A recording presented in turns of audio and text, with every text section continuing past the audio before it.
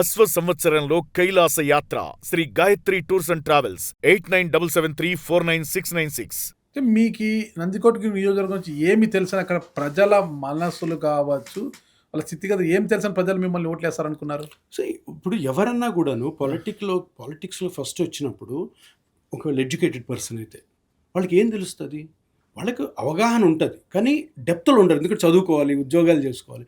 కానీ ఎప్పుడైతే నువ్వు నీ నియోజకవర్గానికి నువ్వు ఎక్కడైతే సేవ చేయాలని మళ్ళీ రిటర్న్ పోయినప్పుడు దానికోసం ముందు పుట్టినప్పటి నుంచి సూపర్ అవగాహన ఉండాల్సిన అవసరం లేదు. ఆ రోజుకి ఎంటర్ అయినప్పుడు అక్కడ ప్రజలకి ఏమేమి అవసరం ఉన్నాయి, అక్కడ స్థితిగతులు ఏంటి అన్నవి తెలుసుకోవడం చాలా తక్కువ టైంలో నేర్చుకో. నాన్నగారు ఉద్యోగరీత్యా సున్నిపెంటలో ఉన్నారు, విద్యారీత్యా మీరు కర్నూలు మెడికల్ కాలేజీలో చదివి చెప్తే నందికొట్కు మీరు సొంత నియోజకవర్గం కాదు. సొంత నియోజకవర్గం కాదు, నా సొంత నియోజకవర్గం తిరిగి వచ్చాను సర్వీస్ కోసం అంటే అఫీషియల్ లోకల్ కర్నూలు జిల్లా అంతవరకే. నందికొట్కు మీ సొంత కర్నూలు అని అనుకోవచ్చు అనమాట. ఇప్పుడు మీరు తెర మీదకి వచ్చినప్పుడు ఆప్షన్ బద్వేలు కూడా ఉండింది. సరే డాక్టర్ సుధా గారిని తప్పించామా అని అనుకున్నప్పుడు సరే బెటర్ ఆమె అనుకున్నారు. తర్వాత 2 ఆప్షన్స్ వచ్చాయి, అండ్ నందికొట్కు 2 కోడుమూరు సతీష్ గారు ఆల్రెడీ రంగంలో అది అందులో మాదిగకి ఇవ్వాలి, ఎస్సీలో మాదిగకి ఇవ్వాలనేది అనుకున్నారు కాబట్టి సతీష్కి ఇచ్చారు. మిగిలింది నందికొట్కూరుకి ఇది ఒకటి ఎస్సీ మాలకి ఇవ్వాలనుకున్నారు కాబట్టి నందికొట్కూరు మీకు ఇచ్చారని అనుకుంటాం.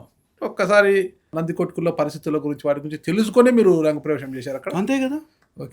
నందికొట్కూరు గురించి తెలుసు కాబట్టే నందికొట్టు సెలెక్ట్ చేసుకున్న దగ్గర. అంటే నేను నందికొట్కూరు ప్రాక్టీస్కి వెళ్ళేవాడిని, ప్లస్ ఆల్సో కర్నూలుకి చాలా దగ్గర 26 కిలోమీటర్స్. ఆ ఎన్నికల్లో బైరెడ్డి సిద్ధార్థ్ రెడ్డి మీకు పూర్తిగా మనస్ఫూర్తిగా సహకరించారా?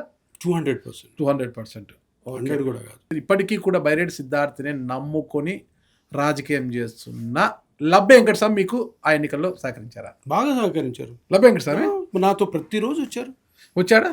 అంటే డోర్ టు డోర్ రాలేదు.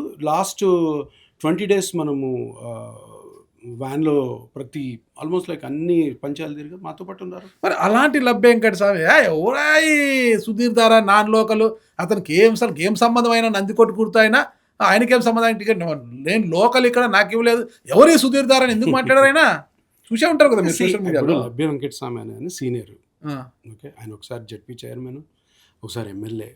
సో ఆయన అనొచ్చు. సో నాకేమో మీకు మనస్ఫూర్తిగా సహకరించిన Labbe Venkataswamy, okay, Byreddy Siddharth no doubt సహకరించాడు. ఎందుకంటే సిద్ధార్థ్ సుధీర్ దారాన్ని పంపిస్తున్నా గెలిపించుకు రావాలని జగన్మోహన్ రెడ్డి గారు ఆర్డర్ వేశారు. సిద్ధార్థ రెడ్డి పాటించి మిమ్మల్ని గెలిపించడానికి విశ్వ ప్రయత్నాలు చేశారు. ఆయన అది నో డౌట్ చేశారు, నేను ఒప్పుకుంటా. కానీ లబ్బే వెంకటస్వామి మనస్ఫూర్తిగా సహకరించారు అంటున్నారన్న మీరు నమ్మకంగా. అదే లబ్బే వెంకటస్వామి ఏ ఉద్దేశం, ఎవరి సుధీర్ దారా నాన్ లోకలు ఇక్కడికి వచ్చాడు అసలు ఎవరైనా అని ఎందుకు మాట్లాడు? ఈ రోజు కూడా అదే మాటకే స్టికానే ఉన్నారు లబ్బే వెంకటస్వామి. మరి ఎందుకు మాట్లాడారంటారు ఆయన? అలాంటి అభిప్రాయం ఉన్న లబ్బే వెంకటస్వామి మీకు మనస్ఫూర్తిగా సహకరించారా? నేను ఎలక్షన్స్ ముందు గమనించింది ఏంటంటే, నేను స్టార్టింగ్లో నా పేరు అనౌన్స్ చేసినప్పుడు లబ్బే వెంకటస్వామి ఈయన నాన్ లోకల్ అని అనడము విన్నాను. కానీ తర్వాత మాతో కలిసిపోవడం జరిగింది. ఈరోజు కూడా స్టేట్ ఎగ్జిక్యూటివ్ పొజిషన్లో ఆయన ఉన్నారు వైఎస్ఆర్సీతోనే. సో ఇప్పుడు ఆయన మెంబర్లు మీ దాంట్లో ఉన్నారు, ప్లస్ ఆల్సో మీటింగ్స్ అప్పుడప్పుడు వస్తూ ఉంటారు. ఆయన మాటలు ఆయన పర్సనల్ ఇష్యూ, దాని గురించి నేను పట్టించుకోను. మన ఫోకస్ అంతా నందికొట్కూరు నియోజకవర్గము, మనము ఏది బెస్ట్గా రేపొద్దున గెలిచినా గెలవకపోయినా కూడాను ఎంత మంచి మనకు వీలైనంత వరకు చేయగలం అన్నదే focus, along with Siddhartha Reddy. ఇంకా వేరే ఏం పట్టించుకోవట్లే. ఇప్పుడు నచ్చని వాళ్ళు ఎంతోమంది ఉంటారు, నచ్చేవాళ్ళు ఉంటారు. నాకు తెలిసి ఆయన డైరెక్ట్గా ఎప్పుడు లబ్బే వెంకటస్వామి నన్ను వితౌట్ సిద్ధార్థ రెడ్డి ఎవరు అక్కడ గెలలేని పరిస్థితి లేండి. వితౌట్ సిద్ధార్థ రెడ్డి ఉంటేనే అక్కడ ఏదైనా సాధ్యం అవుతుంది. వితౌట్ సిద్ధార్థ రెడ్డి అది మనం బైరెడ్డి సిద్ధార్థ రెడ్డి లేకుండా ఊహించలేము.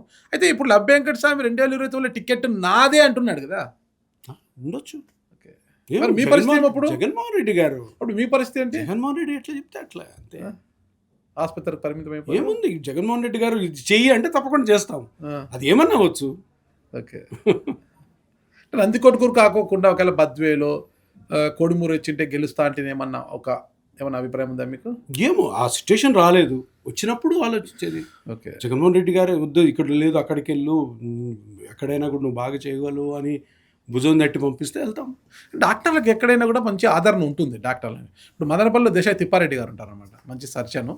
ఆయన స్వతంత్ర అభ్యర్థిగా నిలబడ్డా కూడా సరే గెలుస్తాడని ఖచ్చితంగా చెప్పలేము. ఏమైనా గెలిచినా గెలవచ్చు, లేదా సెకండ్ స్థానం 2వ స్థానం అయితే నిలబడతాడు ఆయన, అంత మంచి పేరు ఉంటుంది డాక్టర్ దేశాయి తిప్పారెడ్డికి. చాలా మంచి లీడరు.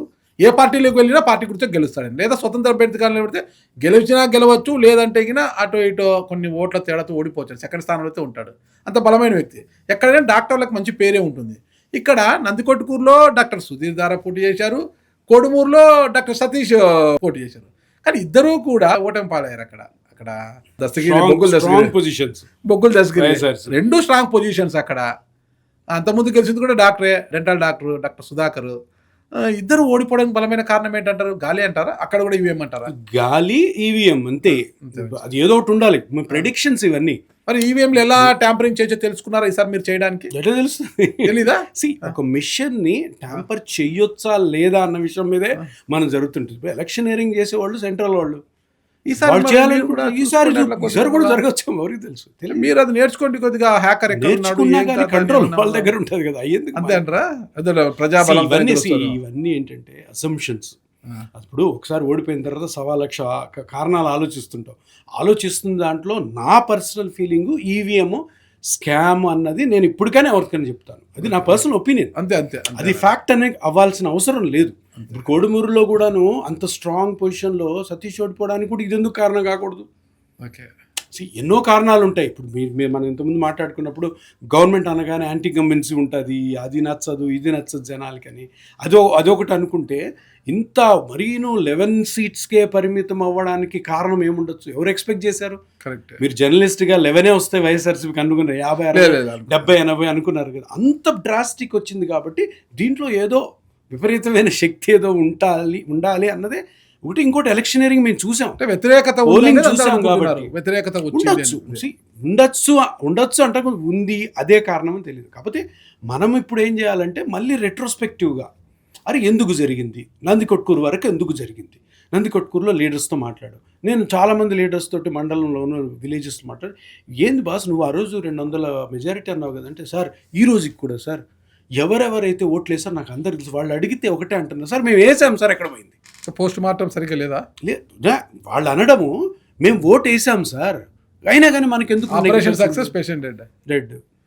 సో అందుకనే ఆ డౌట్తోనే మనకి ఏమొస్తుంది అంటే మిషన్తో ఏమన్నా ఇది జరిగిందా అన్నది డౌట్ వస్తుంది. ఎందుకంటే ఇప్పుడు కూడా అడుగుతుంటారు జగన్ గారిని ఎందుకు ఓడించలేదు వాళ్ళు మిషన్తో? పెద్దిరెడ్డి రామచంద్రారెడ్డి గారిని ఎందుకు ఓడించలేదు? ప్లాన్స్ ఉంటాయండి అన్ని కూడాను.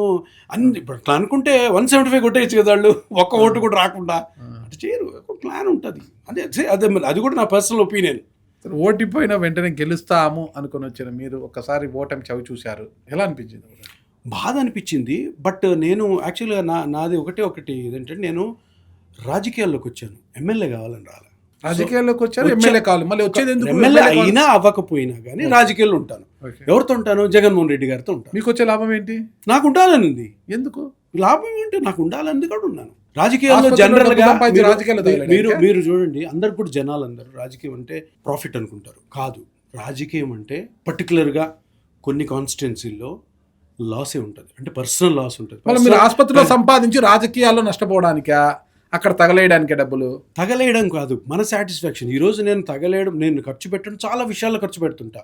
నాకు ఈరోజు నందికొట్కూరు ప్రజలకు ఖర్చు పెట్టాలని ఉంది, నా డబ్బులు ఖర్చు పెట్టాలని ఉంది, నేను సేవ చేయాలని వచ్చాను. సేవ చేయాలంటే మనం ఖర్చు పెట్టాల్సింది. అప్పటికే డాక్టర్గా ఉంటూ 10 మందికి సర్వీస్ చేయండి, అనాథ శరణాలకి విరాళాలు ఇవ్వండి, వృద్ధులని దత్తత తీసుకుని పోషించండి. వీధుల్లో చాలా మంది భిక్షగాళ్ళు ఉంటారు, వాళ్ళకి దాన ధర్మాలు చేసి వాళ్ళకి మంచి జీవితాన్ని ప్రసాదించండి. మళ్ళీ ఆ ఖర్చు రాజకీయాలు ఎందుకు పెట్టడము? అదొక స్టైలు, ఇదొక స్టైలు. అంటే ఇప్పుడు ఇవన్నీ మీరు చెప్పినవన్నీ కూడాను ఒక నియోజకవర్గంలో ఇన్ఛార్జ్ ఉంటూ చేయాల్సి వస్తుంది. నువ్వు అనాథల్ని చూడాలా, పూర్ పీపుల్కి పేషెంట్స్ ట్రీట్మెంట్ చేయాలా, అన్నీ ఉంటాయి. ఎందుకంటే నీకు దగ్గర ఒక 2.5 లక్షల మంది ఉంటారు ఓటర్స్, వాళ్ళలో ఎంత సేవ చేయాలంటే అంత చేయొచ్చు. దానికి నీకు ఆ మనసు. సేవ చేసే ఎమ్మెల్యేలు కన్నా సేవ చేసే ఎమ్మెల్యేలు ఎక్కువ వచ్చారు కదా, అది మరి అనుకుంటుంటారు. అది వేరే కేటగిరీ ఉంటుంది, నాకు తెలియదు. ఎందుకంటే నేను ఫస్ట్ టైం వస్తున్నాను. నేను దిగింది ఏంటంటే ఎమ్మెల్యేగా గెలుద్దాము, గెలవకపోయినా ఉందాము. ఓడిపోయిన తర్వాత 6 months కామ్గా ఉన్నాం. 6 months నుంచి కంటిన్యూస్గా ప్రోగ్రామ్స్ పెడుతున్నారు.